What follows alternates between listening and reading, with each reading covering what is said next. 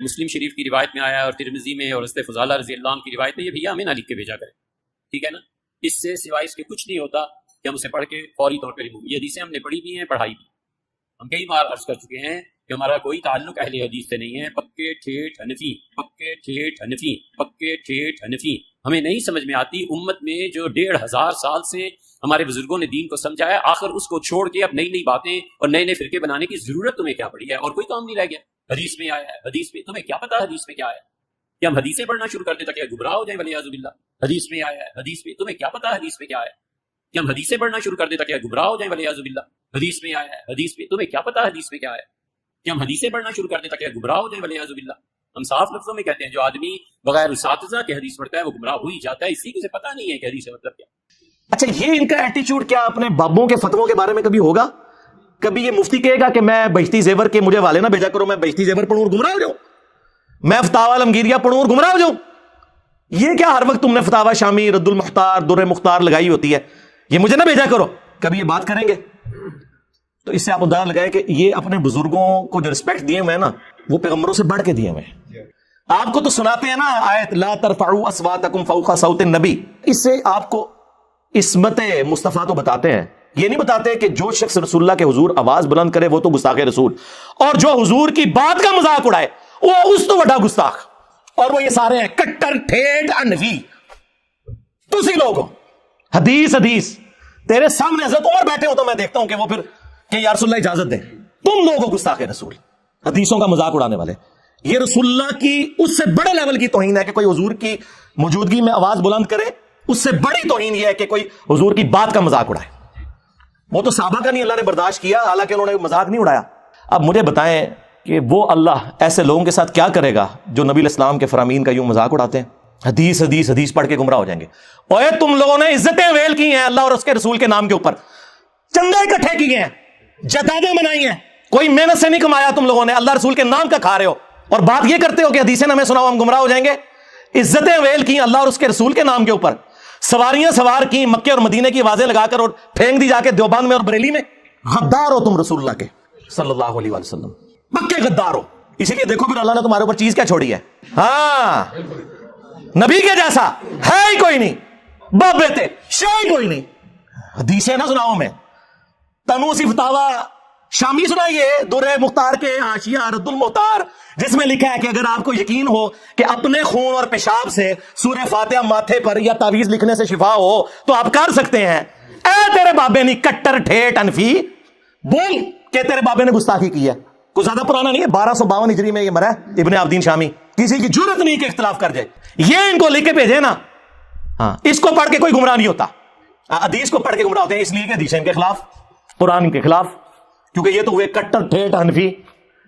عزتیں well کر رہے ہیں اللہ اور اس کے رسول کے نام کے اوپر، چندے کھا رہے ہیں اللہ اور اس کے رسول کے نام کے اوپر عز و جل صلی اللہ علیہ وآلہ وسلم، اور توہین انہی کی کر رہے ہیں. تو پھر ہماری یہ ذمہ داری بنتی ہے کہ ہم ان کے جو یہ میکم نما چہرے ہیں نا، عجیب و غریب قسم کی گونے پہن کے اور بڑا اپنا روب ڈالتے ہیں، گرم تولیے ان کے منہ کے اوپر پھیریں تاکہ ان کے اصلی چہرے آپ لوگوں کو پتا چلے کہ یہ دشمن ہے اللہ اور اس کے رسول کے. ظاہر ہے وہ تو انہوں نے خود ہی بول کے کہا کہ ہم 1500 سال سے اپنے بزرگوں، اور کیڑا 1500 سال تو تھوڑے بزرگوں کا دین ہے، نہ آپ کے عقیدے قرآن سے ثابت، نہ آپ کے بخاری مسلم سے ثابت. کیڑا 1500 سال، 1100 سال کیا کرو، اور نال حدیث سنایا کرو بخاری مسلم کی کہ سب سے بہتر زمانہ میرا، پھر صحابہ کا، پھر تابعین کا، پھر تبع تابعین کا. اس کے بعد جھوٹے لوگ پیدا ہوں گے، امانت میں خیانت کریں گے اور موٹاپے کو پسند کریں گے. اور تسی بعد والے ہو جی پرانے بزرگوں کو نہیں مانتے، پرانوں کے تو آپ منکر ہو. تم لوگ درمیانوں کو مانتے ہو. پرانے ویسے تھے جیسا کہ ہم ہیں. کون سے عقیدے تمہارے قرآن و سنت سے ثابت ہے؟ میں کٹر ٹھیٹ انفی. کیڑا انفی؟ کٹر انفی دیوبندی. 1866 میں دیوبند مدرسہ بنا ہے. 1500 سال نہیں سرکار، 150 سال پہلے تسی آئے ہو دنیا چ. اس سے پہلے دنیا کا کوئی مسلمان اپنے آپ کو دیوبندی نہیں کہتا تھا. اور 1904 کے اندر اعلیٰ حضرت نے بنایا منزل اسلام بریلی کا مدرسہ. اس سے پہلے دنیا کا کوئی مسلمان اپنے آپ کو بریلی نہیں کہتا تھا. کہانی بند کرو. اور پھر آپ ہیں کٹر ٹھیٹ حنفی. کیڑے حنفی ہو؟ المحنت والے یا اسام الرحمن والے؟ آیا نا داڑ تھلے ہوں تو. یہ دونوں حنفی ہیں جی. یہ دسنا ہے کہ وچ الالی حنفی کیڑا ہے. الالی یعنی وہ میں روحانی طور پر ہی بات کر رہا ہوں، وہ دوسرا آؤٹ آف ویڈ لاک کی طرف نہ چلے جائیے گا، ٹھیک ہے؟ اور کوئی فروئی اختلاف نہیں، سرکار زمین اسمان کا فرق ہے، ایک دوسرے کی تکفیر ہے. تو کون سا کٹر ٹھیٹ حنفی ہے کہ جو کروڑوں بریلویوں کو کافر اور مشرک سمجھتے ہیں؟ یا تو وہ کٹر ٹھیٹ حنفی ہے جو کروڑوں دیوبندیوں کو گستاخ رسول سمجھتے ہیں، یعنی کافر ہی ہو گئے نا. تو یہ جناب اپنے بزرگوں کے بارے میں کبھی یہ جملے نہیں بولیں گے کہ ہمیں حدیثیں نہ بتائیں. اللہ کے نبی علیہ السلام یار تمہارے بابے تو نہیں چھوڑ کے گئے. ہاں بخاری مسلم دونوں میں ہے. نبی علیہ السلام ہر خطبے سے پہلے کہتے تھے اما بعد فإن خیر الحدیث کتاب اللہ وخیر الہدی ہدی محمد صلی اللہ علیہ وآلہ وسلم وشر الامور محدثاتها وکل محدثۃ بدعہ وکل بدعۃ ضلالہ وکل ضلالۃ فی النار. کچھ الفاظ ترمذی کے اور نسائی کے بھی ہیں. آگاہ ہو جاؤ سب سے بہترین کلام اللہ کی کتاب ہے اور سب سے ہدایت یافتہ راستہ محمد صلی اللہ علیہ وآلہ وسلم کا ہے.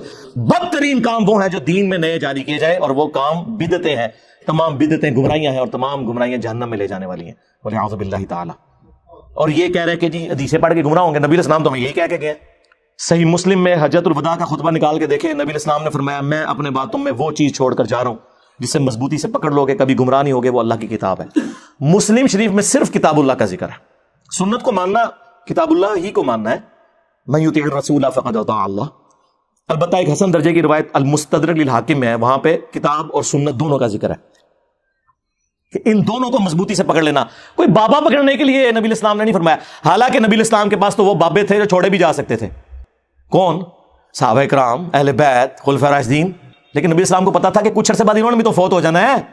آج کی ڈیٹ میں جو رسول اللہ کا سٹیٹس ہے وہی اہل بیت کا اور صحابہ کرام کا سٹیٹس ہے. سب دنیا سے چلے گئے. البتہ قرآن دنیا میں موجود, سنت کا ریٹن ریکارڈ موجود, اس لیے حضور نے وہ بات کی جو آخری انسان تک کے لیے بچنی تھی. اور پھر اس کو سپر سیڈ کرنے والا خطبہ غدیر خم کا خطبہ صحیح مسلم کے اندر. اے لوگوں آگاہ ہو جاؤ میں بھی ایک انسان ہوں. قریب ہے کہ اللہ کا قاصد یعنی موت کا فرشتہ میرے پاس آئے اور میں اس کی دعوت قبول کر لوں. میں اپنے باتوں میں دو بھاری چیزیں چھوڑ کر جا رہا ہوں. ان میں سے پہلی چیز اللہ کی کتاب ہے.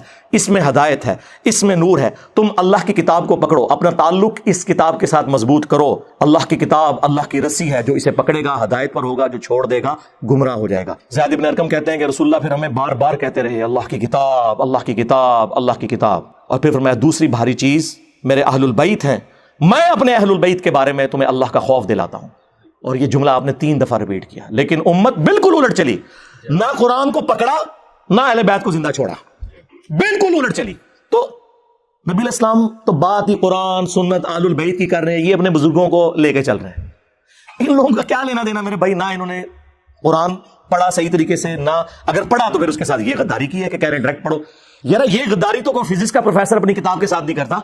آج تک کسی فزکس کے پروفیسر کو سنا ہے کہ آئنسٹائن کی تھیوری آف ریلیٹیوٹی نہ پڑھنا گمراہ ہو جاؤ گے, یا کوئی انگلش کا پروفیسر کہے کہ آکسفورڈ کی ڈکشنری نہ پڑھنا گمراہ ہو جاؤ گے.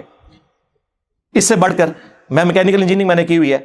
جب کبھی بھی بڑے مجمع میں نے اپنی کلاس کے اندر ٹیچر کی غلطی نکالی نا کتاب سے, تو اس نے ہمیشہ کہا تھینک یو. مولوی کی آپ غلطی نکالو گے نا تھینک یو. یعنی ایک دنیاوی ٹیچر جسے یہ سمجھتے ہیں, ہم تو اس تعلیم کو بھی دین کا حصہ سمجھتے ہیں, فزیکل فنامین آف نیچر کی تعلیم ہے, سائنس کی. وہ اپنی کتابوں کے غدار نہیں ہے, یہ لوگ اپنی کتابوں کے غدار ہیں اور اس سے بڑھ کر ان کتابوں سے کھا رہے ہیں. انہی ناموں کے اوپر انہوں نے عزتیں میل کی ہیں. اتنی بے ایمانی اس طرح کون کرتا ہے؟ یہ لوگ کرتے ہیں. میں کٹر ٹھیٹ حنفی, بول پھر کہ میں وہ کٹر ٹھیٹ حنفی کہ جس کے بابے نے الامداد رسالے میں لا الہ الا اللہ اشرف علی تھانوی رسول اللہ کو انڈورس کیا ہوا ہے. آیا نا داڑ تلے. ہاں میں وہ کٹر ٹھیٹ حنفی. کبھی اس پہ بھی پرچی پڑھنا کہ اشرف تھانوی صاحب کو عقل کے ناخن لے کہ آپ یہ کیا بات کر رہے ہیں, کہ اس میں بڑی تسلی ہے کہ تیرا پیر متبع سنت ہے. کیا خلفائے راشدین اس طریقے سے کرتے تھے؟ اور پھر آل محنت کے جو عقیدے ہیں وہ تو میں پوری دنیا کے دیوبندیوں کو کہہ رہا ہوں کہ صرف 3 عقیدے سرکار, ویسے تو اس کے اندر بہت کچھ ہے, 3 عقیدے بتائے ہوئے. اس کو قرآن و سنت کی روشنی میں آ کے جسٹیفائی کریں. میں کٹر ٹھیٹ حنفی صاحب, آپ آ جائیں میدان میں. پہلا عقیدہ لکھا ہوا ہے کہ ہم بزرگوں کی قبروں اور سینوں سے فیض لینے کے قائل ہیں, نچوڑنے کے, ٹیکا لگا کے نہیں. وہ نے کہا نہیں, اس طریقے پر جو خواص کو معلوم ہے, نہ کہ اس طریقے پہ جو عوام میں رائج ہے. اور پھر میں نے بتایا ان کے خواص کیا کچھ کرتے رہے قبروں سے. اربعہ ثلاثہ میں اشرف تھانوی صاحب نے لکھا ہے قاسم نوتوی مرنے کے 6 سال کے بعد قبر سے نکل کر, خواب میں نہیں بیداری میں, دیوبند کے 2 مولویوں کی صلح کروا کے واپس چلا گیا قبر کے اندر. یہ خواص کا طریقہ ہے. عام بندے تو بھی کیا گزرا. اور بڑے ان کے اس طرح کے قبر پرستی کے واقعات ہیں, وہ میں نے پورا ریسرچ پیپر نمبر 6 لکھا ہے, قبروں سے فیض کے عقیدے کا تحقیقی جائزہ. پھر دوسرا انہوں نے لکھا ہے کہ ہم رسول اللہ کی قبر کو اللہ کے عرش, کرسی اور کعبہ شریف سے افضل مانتے ہیں. ایک کیڑی آیت ہے, کیڑی حدیث ہے. اور پھر تیسرا عقیدہ بتایا تھا کہ ہم رسول اللہ کی قبر مبارک میں جو حیات ہے اسے دنیا کی سی مانتے ہیں. دنیا کی سی حیات مبارکہ تو ہم بھی مانتے ہیں, اعلیٰ ترین برزخی حیات ہے, اس میں تو کوئی شک ہی نہیں. جسم مبارک بھی سلامت ہے, اس پہ تو میری کئی ایک ویڈیوز ریکارڈڈ ہے. یہ دنیا کی سیکھ ہے. اور پھر وہ کہتے ہیں جناب کہ وہ جی یہ تو سیوطی نے لکھا ہے. او بھائی سانو کی دی تو حوصلہ دو. ہم جب قرآن و سنت کے دلائل کی روشنی میں حضرت معاویہ رضی اللہ تعالیٰ عنہ، حضرت مغیرہ ابن شعبہ رضی اللہ تعالیٰ عنہ، حضرت عمر بن عاص رضی اللہ تعالیٰ عنہ سے اختلاف رکھ سکتے ہیں تو تواڈے امام تے شے کوئی نہیں. سیوطی نے لکھا. سیوطی کون سا پرانا ہے یار؟ 500 سال پہلے ہوا. 500 سال بعد میں بھی سیوطی بنا ہوں گا. میں تو ہوں نہیں بن گیا تھے. ہاں سیوطی نے اتنا مجمع ویکھیا ہونا ہے. چھڈ دیو انج کوئی پڑھدا ہے. کوئی علمی گل کرو. تے کٹر ٹھیٹ انفی صاحب میرے خیال ہے اتنی خوراک کافی ہے تواڈے واسطے. ویسے تو تمہیں پتہ ہے میرا تو فیوریٹ ٹاپک ہے. ہاں میں تو کوئی موقع نہیں جاننے دوں گا کہ میں ڈرل کروں گا ان کی پبلک کے دماغ میں کہ سوچو کہ یہ تم لوگ کن لوگوں کے پیچھے لگے ہوئے ہو. یہ وہ لوگ ہیں جنہوں نے عزتیں اللہ اور اس کے رسول کے نام کے اوپر اویل کی ہیں اور قرآن و سنت کے نام سے چڑھتے ہیں اور کہتے ہیں ہمیں نا لکھ کے بھیجا کرو. ہم تو یہ پڑھ کے ریموو کر دیتے ہیں.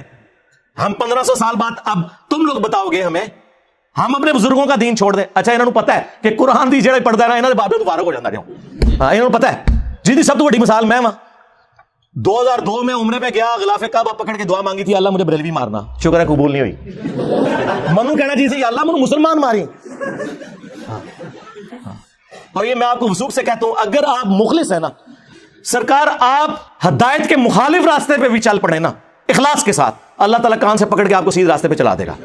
اور اگر آپ بے ایمانی پہ اترے ہوئے ہیں سرکار تو آپ رسول اللہ کے چچا بھی ہو نا ابو لہب ہاشمی بھی ہو تو مر جائیں گے آرام موت. اور قرآن میں قیامت تک بددعائیں پڑی جائیں گی ان پر. تبت یدا ابی لہب وتب. یہ بات ہے. نسبت بھی اسی وقت کام آتی ہے جب آپ نبیوں کی آواز کے اوپر لبیک کہتے ہیں.